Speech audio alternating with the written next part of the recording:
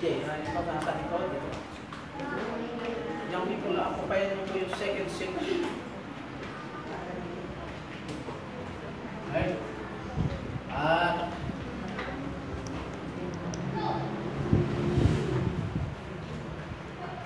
Hello.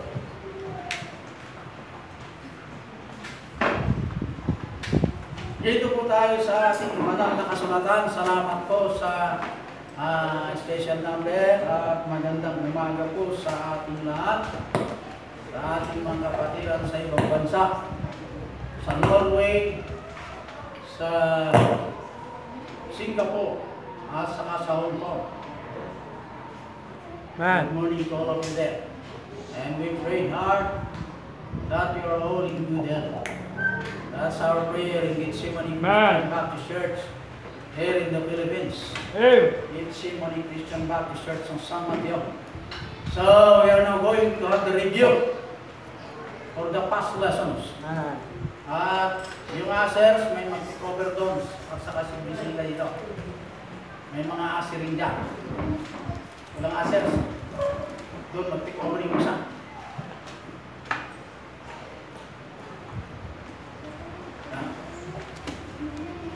Right.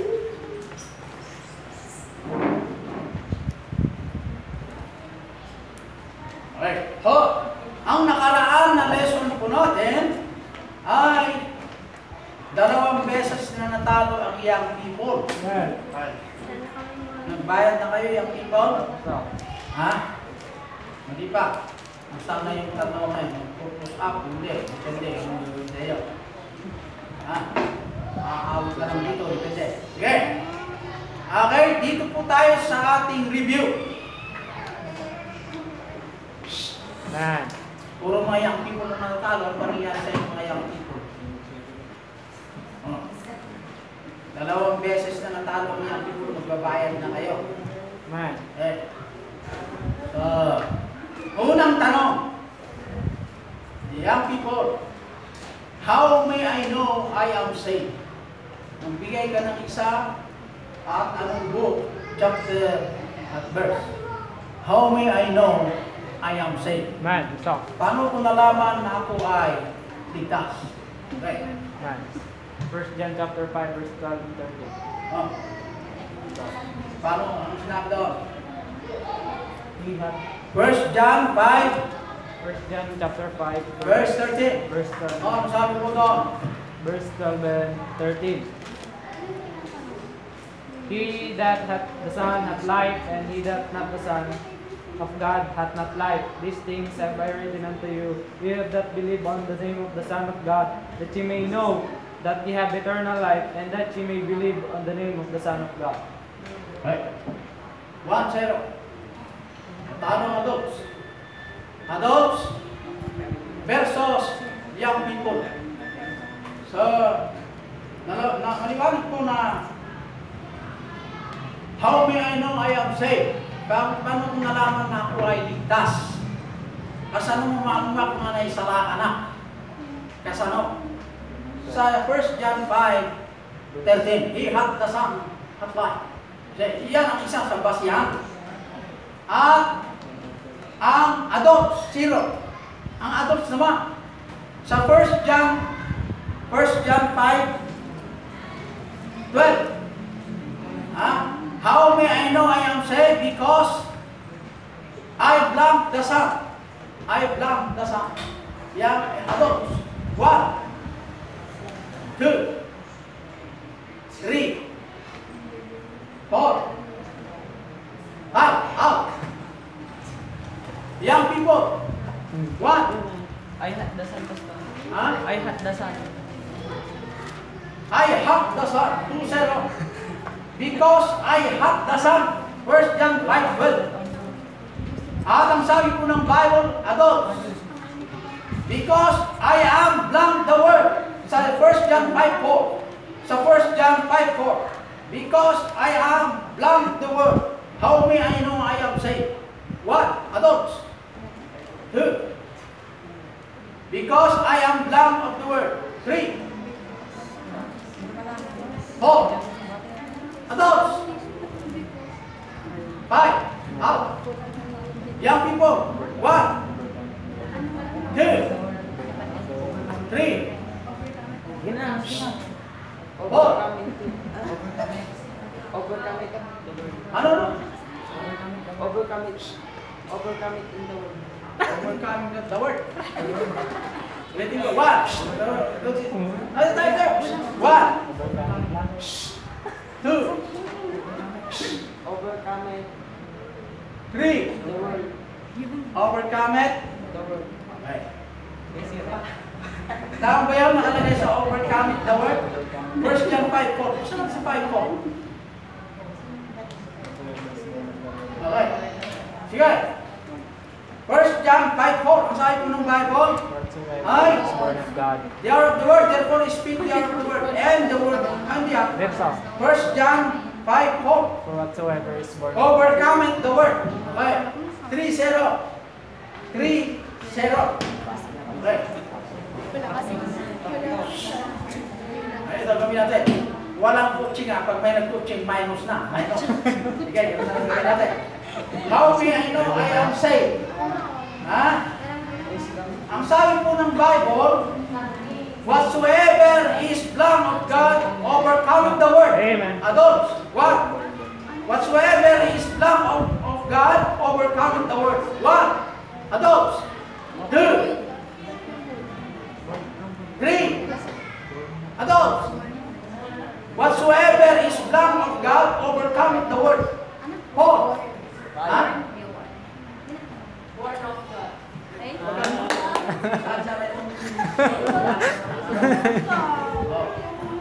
Simply born of God. Score lang mo. Kasumali. Ay, ano na? Ito mga ano. Isa kasi po yun na rin. Sumasali ha. Right? Sige. May Bible ba? Kasi yung consideration, kasi mayroon na kawawan ng mga ano. 3-1. Huwag ka na sumali ito. 3-1. Right? Kasi dalawang tao nito. Okay? The basis of assurance of, ito natin. Man. Whatsoever is born of God overcometh the world, and this is the blood that overcometh the world, even our blood. Young people, what? Huh? Victory. For what? Kabisado kami. Victory. And this is the victory that overcometh the world, even our blood. Adults, what? 3. 4. 5. Ha? Ano ba yung gamit punta? Overcometh the world, even our faith. Di ba naganahan natin yan? Parang ngayon ako narinig yan. Oh. At yung mga assets doon, wala. Alam mo, babayad kayo isang yan. Babayad. Sige. Okay, the basis of assurance of salvation. Ano yung basihan? Ha? Ano yung basihan? Sa 1 John 5:11. And this is the blood that God hath given to us eternal life. Young people, 1, 2. O hindi, yung iba naman. Iba. 3. Tignan nyo. Coaching, may mas 1. 4. Wala na. 5. Out. Ha? And this is the blood that God hath given to us eternal life. And this life in His blood. Ano? 1. Sige. Mr. Bernal. Ha? Son or Jesus Christ. O, Son. 4-2. And this is the record that God hath given to us eternal life. And His blood. Simple anak na. Son. South. 4. Wala po ito. Di ba? Porto South. 4-3. Hindi ka lang South. Hold the last. Ano yung text natin South. na Sunday ng Sunday School? Adults. 1, Yung title? 2, X. First John. 3. The witness of God is greater. Yun ang text natin ng No? Verse. Yung text. Anong ano yun? Hindi, yung text, yung book. 1 John 5:4. 1 John 5 verse 4 and 5. okay. So 3, 4. Okay, sinakatan mo ngayon, post. Okay. Ang title ng mensahe nung Sunday school, what? The witness of God is greater. Amen. Amen. 3. So, meron pa isang daan itong mga young people bayaran. Okay, ano ang decision yung mga bayaran nila o sa labanan ka hanggang katapusan? O sige, hanggang katapusan. Hanggang katapusan, yung katapusan, sa pagdating ko sa last Sunday ng June, naaabak sila, bibili sila ng merienda ng mga adult. Kasi natalo sila eh. Okay? Hindi kumuha sila ng isang case na soft drinks. Hindi. Para sa mga adult. Pero pa kayo utang na isa. Gandaan pa. Nagbibigyan lang kayo mga adults. Nagbibigyan na lang kayo. Okay. Okay. Tapos ang nag-aaral doon, dito po tayo. Ba't kasi sister na, baka hindi naman dito. Pag nandiyan ka ba't ang takot yung mga naligo naman yung mga boys sa loob?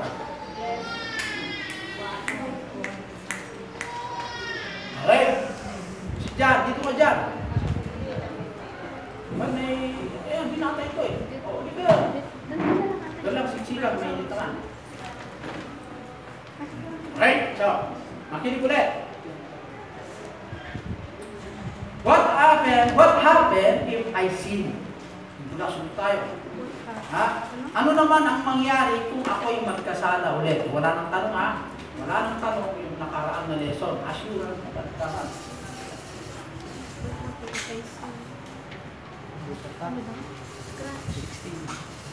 Okay. Nandito tayo sa assurance. Ano na ang mangyari kung ako'y nagkasala ulit na bilang anak ng Diyos? Ano ang mangyari? Ang sabi ng 1 John 1:8, it is possible for a Christian to sin. Yes. Ang Kristiyano na anak ng Diyos, na ayon sa 1 John chapter 1 verse 8, ay magkakasala pa rin ang Kristiyano, anak ng Diyos. Dahil mababasa po sa 1 John 1:8, magkakasala pa rin tayo. Pangalawa, sa 1 John 2:1, gusto ba ng Diyos ng Kristiyano ay magkakasala? Hindi. Does God want a Christian to commit sin? No. Naayon sa 1 John 2:1, ayaw ng Diyos na magkasala ang kanyang mga anak. At ano naman ang remedy pag tayo po'y nagkasala? Dito tingin. Ito. Ano yung problema dyan? Ito. If a Christian commits sin, what should I do? O what should we do? Ang sabi po ng Bible ay 1 John 2:1. Anong nakalagay doon? When I sin, we have an advocate with the Father, Jesus Christ, the righteous. Kung tayo nagkasala, meron tayong advocate. Ang ibig sabihin ng advocate, what is the meaning of advocate? High school. Mga high school rin ito. Advocate. Advocate. Sige nga. Advocate. We have an advocate with the Father, Jesus Christ, the righteous. Namamagitan. Siya po ang, yung bang, parang yung mga injection yung I have to present the newly finding evidence. Yung bang, siya po ang taga-magitan pag nagkasala ang Kristiyano, anak ng Diyos. Si Kristo ang sumasagot-sama dahil ang accuser ay si Satan. 1 John 2:1. Anong dapat gawin kasi ng Kristiyano? Sa 1 John chapter 1 verse 9, if a Christian commits sin, ang gagawin ay confess it to God. I-confessan mo sa Diyos. I-confess mo, hindi kay pare, kay pastor. Sa Panginoon may i-confess. Ano yung i-confess? Yung nagawa mong kasalanan sa Diyos. Ano yung mga bagay niyo? I-detail mo sabihin sa Diyos. Bakit mo i-detail sasabihin sa Diyos? Kasi natutuwa ng Diyos pag sinasabi mo lahat ng totoo. Ganyan. Hindi kay pare, Sabi mali ang grasya. Hindi ko. Sabi mali ang kawalan ko din dahil Jesus Christ. Hindi ka nun. Confess immediately. Pag ikaw ay nagkasala, Melody, sampo lang Melody, pag nagkasala si Melody, nagsinungaling sa kanya, sampo lang. I-confess mo kaagad sa Panginoon. Hindi pwede magkukunwari. Ngayon, patawarin mo na ako, pero sa heart mo, ulitin mo ngayon. Kasi kung nagkukunwari yun, hindi mo pwede magkukunwari. Dapat buong puso, with the force of the mind, nagawin ko yung confession. Okay? Upang tayo po ay mapatawad ng Diyos kasi meron tayong advocate. Kaya wala tayong problema eh. Pag tayo nagkasala, meron tayong advocate. Pag tayo nagkasala, confess immediately. Kasi meron tayong taga-advocate sa taas, taga-pamagitan. Amen. Am I clear dyan? Yes. Okay? The title of this message, Live a Righteous Life. Mamuhay po tayo ng matuwid na pamumuhay. Okay? Unang puntos, sa Isaiah 32 verse 17, Isaiah 32 verse 17, basta natin sa Isaiah. Ano ba nakalagay sa Isaiah 32? Open with me your Bible to read it, the verse 17, chapter 32.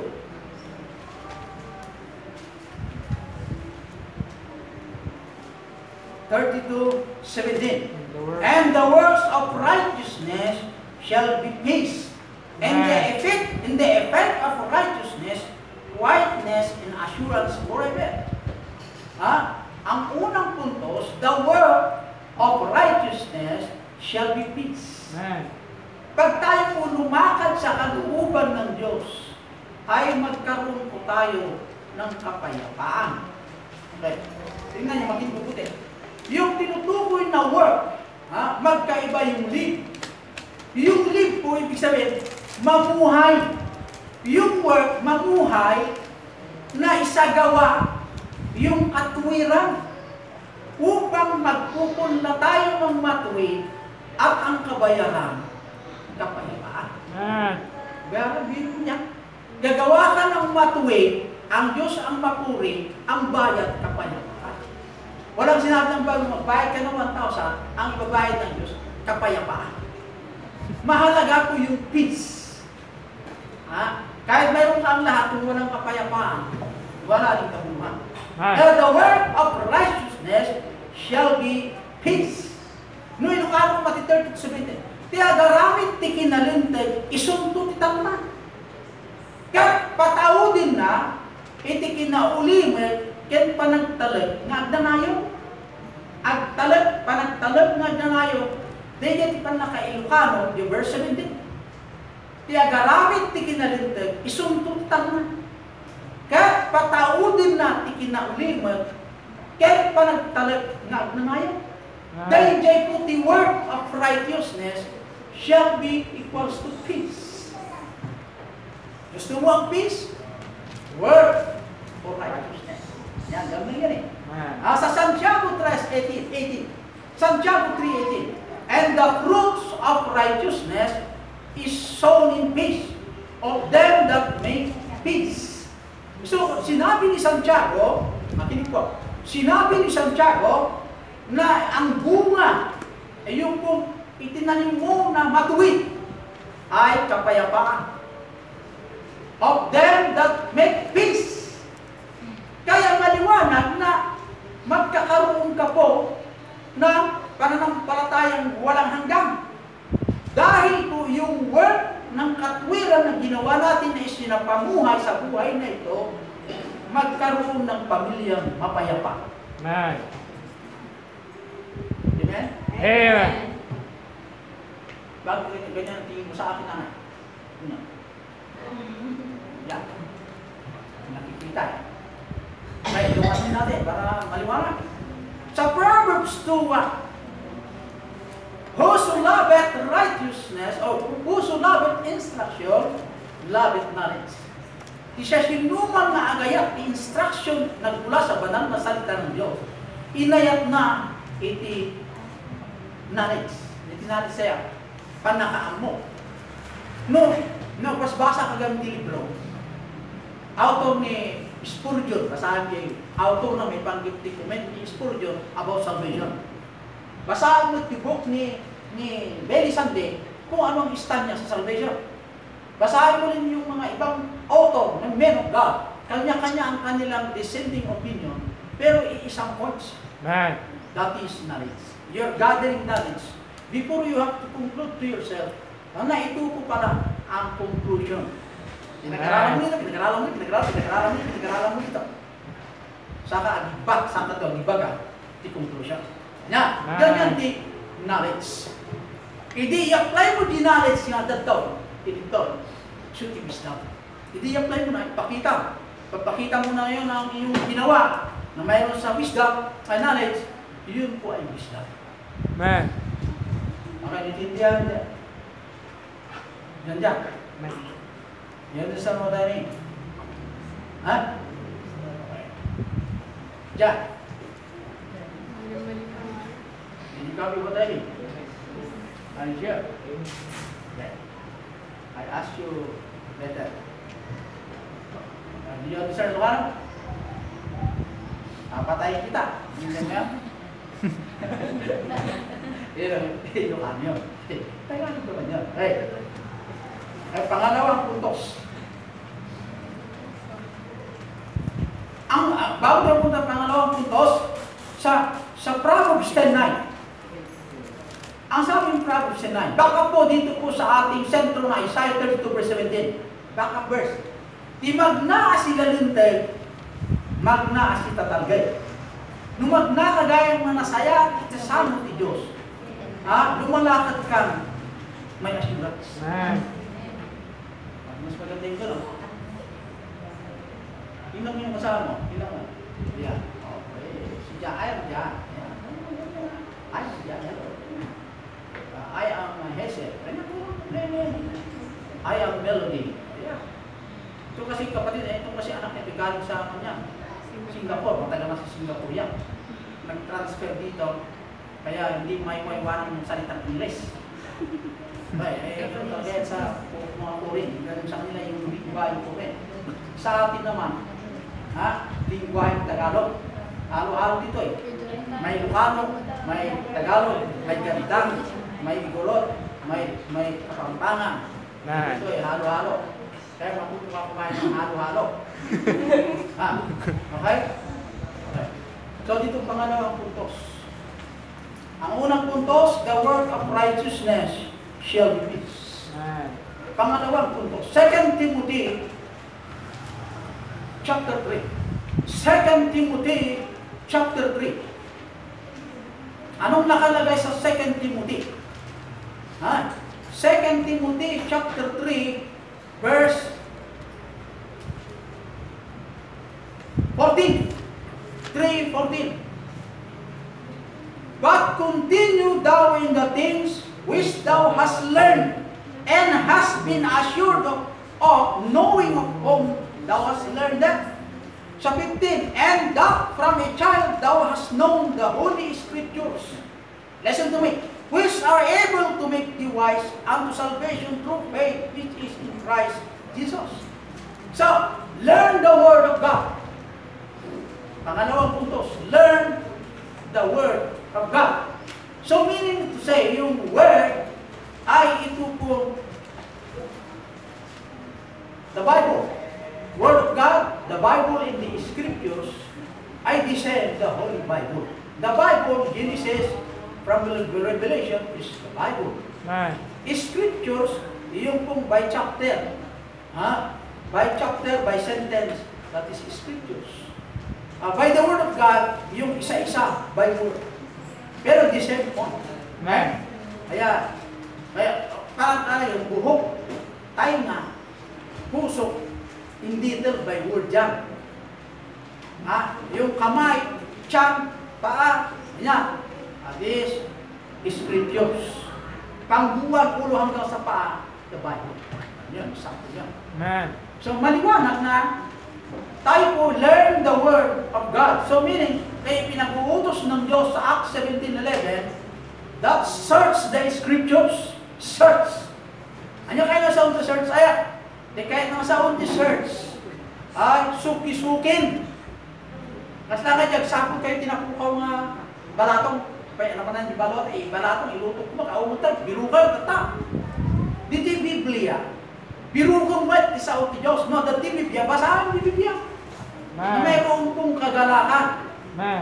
With the importance or concern regarding finding your God to your life. Kaya mahalaga na tayo po ay search the Scriptures. Ito po ay utos. Ito ay bilin ng Diyos which cannot be negotiated. Sa 2 Timothy 3:14-15. Kaya, continue, ipagpatuloy nyo kung anong pinag-aralan mula nung bata ka regarding the Scriptures, the Holy Bible. Kaya ang mga bata o mga young people, dapat matuto kayo na yung itinuro sa inyo na salita ng Diyos. Nung ikaw ay bagong ligtas, panghawakan niyo, huwag yung hihiwalayan. Amen. Oras na hiwalayan mo, ikaw bata ka. Ibig sabihin bata, 13 years old ka, ganyan, 9 years old, nakaintindi ka ng salita ng Diyos, huwag mong iwawaglit o huwag bigyan importansya kung ano yung pinag-aralan mo sa salita ng Diyos. Kasi po, yun ay dala-dala nagtuturo sa iyo kung sino ka sa harapan ng Diyos at matuto kang gumalang sa magulang. Hindi. Matutong gumalang sa magulang. Amen. Paano pa sa yung magulang mo, nanakaw? Anong nakaw? Nagnakaw yung payong. Nakita ko, ninakaw niya, di wala akong respeto.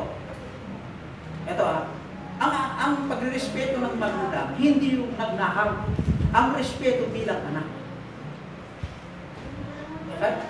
Kung ikaw nagkasala sa Diyos, kung ikaw ay may kaaway kang kapitbahay, o ikaw ay may kaaway ka sa ibang tao, o sa school, o sa principal, huwag mo idamay yung pag-ibig. Ganyan ang ibig sabihin na. Amen.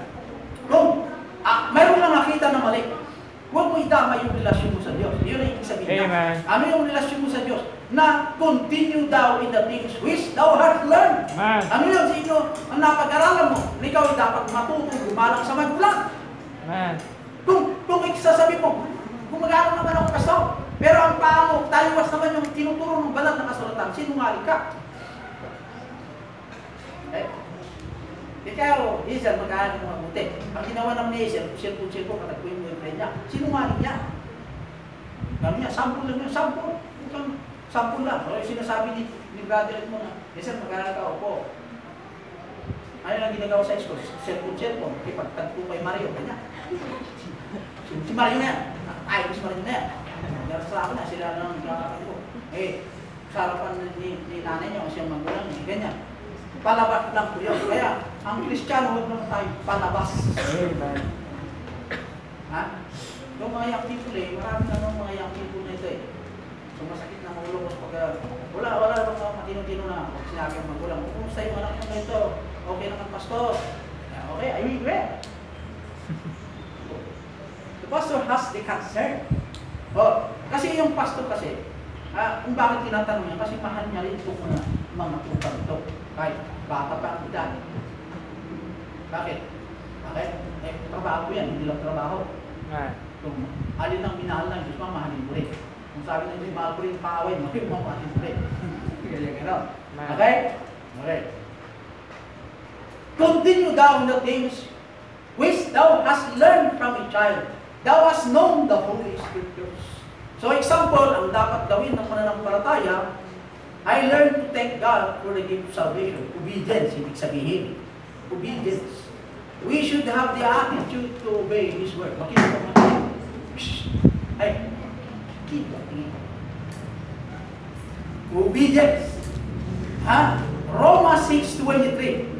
When you receive the eternal life, ay kailangan kang matuto na magpasalamat sa Diyos sa regalong walang hanggang buhay. Pinagtagot niyo sa bawat tumanggap kay Kristo. Pangalawang obedience, Hebrews 10:22. Attend church meeting as much as possible. Sa pag-a-attend mo ng church sa activities o Sunday school preaching at saka worship preaching, ay hindi po ikaw ay pumunta sa church just because of friends. Ikaw pumunta because you love the Lord. Ganyan. Kaya you want to hear the message of God. Iyon po ay dapat natin iuugali Kristiyano because pinag-uutos ng Diyos na tayo matutong sumunod yung pinag-uutos niya. Kung sasabihin mo, basta hindi mag-excuse. Anong klaseng excuse? Hindi ka makalakad. Tingnan nyo marami akong nakilalang hindi makalakad. Pagdating sa basketball, kaya-kaya pastor. Sabi naman, kaya-kaya pastor, mindlog lang yan. Marami akong nakilalang hindi. Sinisipon ka. Yan, sipon ng isa. Parang mangyayang ko sinisipon. Pagdating sa outing, wala namang sipon.